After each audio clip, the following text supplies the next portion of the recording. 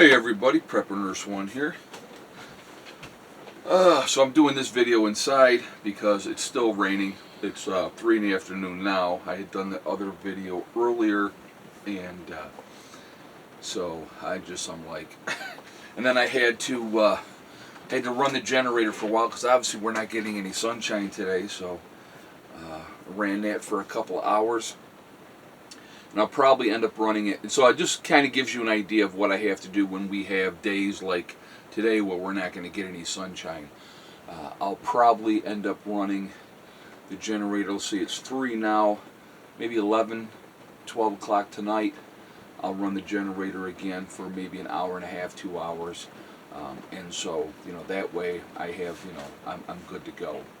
It's just one of those things that I have to do, when the weather's not cohesive. The other day we had a sunny day. I didn't have to run the generator at all. So, I mean, even in the wintertime we're going to have good days to be able to, get enough sunshine to have not have to use the generator. But really happy that this is a rain event and not a snow event. I hate to think how much this would have been if it had been a snow event. We probably would have gotten buried. It would have been a lot of snow because it's been a lot of rain. So, all right, I wanted to talk with you guys, and I think this is kind of important. There's all this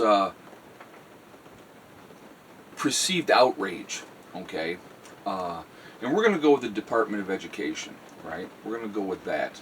And how, oh my God, the Department of Education is so important, and blah, blah, blah, blah, blah. And they have used that people aren't going to get the services that they need and all this type of thing, okay?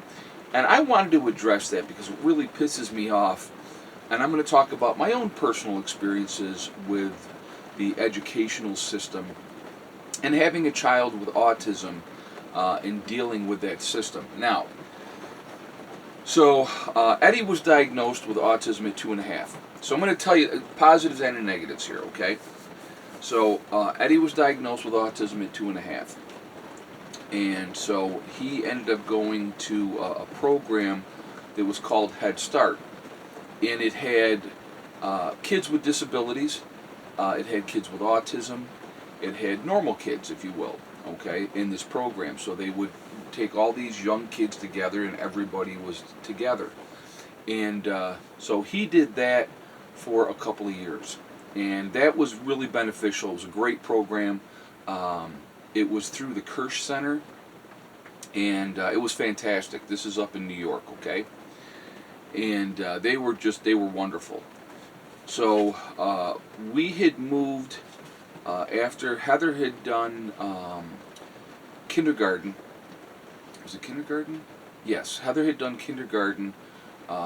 She was the school was school 42 because we were living in it was the city school district, but we were living in Charlotte, not Charlotte, Charlotte, spelled exactly the same, said differently. So Charlotte, New York, okay, or Charlotte. I'm sorry, Charlotte, New York. So we were there. They wanted to send Eddie to a school that they sent all the autistic kids, the city school district did, to one school. And the school that they wanted to send him to was 98% black and Hispanic, okay? And so I had said to the person at the time, I was talking to somebody, and I said, listen, I'm not unrealistic to think that my son won't be teased because of his autism. I know that's going to happen. I said, but why do you think that I'm going to put him in an environment, and I'm going to be honest, I'll tell you exactly the way I said it, where he's going to get his ass kicked every day because he's white on top of it? And the lady said to me, oh, well, sir, that doesn't happen. And my response to her was, honey, I may have been born at night, but it wasn't last night, okay? So he would have been a major target in a school that was primarily Hispanic and black. So we held him out that year. Then we sold our house that we were living in. I wanted to actually move to a town called Hilton, and my wife at the time talked me into moving to Greece, New York. And she was like, oh, well, Greece has the best programs for autism, blah, blah, blah, blah, blah. I said, okay. So he starts kindergarten in Greece, New York. Now we're talking, this is the educational system, folks, okay? This is what this video is going to be about. So he starts school with Greece. The principal did not want him at this school. He was suspended 3 times, within a matter, he wasn't in the school very long at all. And they were trying to figure out what are we going to do and blah, blah, blah, blah, blah. So we finally ended up getting him into a 611 program, which was all autistic kids. And that was actually in the Hilton School District, okay? They were fantastic. Absolutely fantastic. I have nothing bad to say about the way they handled things, the way that they did things there. Greece, New York, absolutely sucked, okay? Well, what happened was, that program was kindergarten through 6th grade. So once he finished that, then they were like, okay, well, now by this point, Amy and I were no longer together, okay? And so they wanted him to go to Churchville Chili. There was an autistic program in Churchville Chili. And even though Amy and I weren't together, we were both very much involved with decision making of where Eddie went, what he did, and stuff like that. And we both agreed it was not going to be a good fit. They were like, oh, no, you're being overprotective parents. This is going to be okay. And well, that ended up being a disaster. It lasted one day. I ended up having to go to the school. The cops are there. He had put the Spanish teacher in a headlock, and why they were having him in a Spanish class in the first place was beyond me, when at that point he was having a hard enough time speaking English. It was bad. It was a bad situation. Should have never been in there.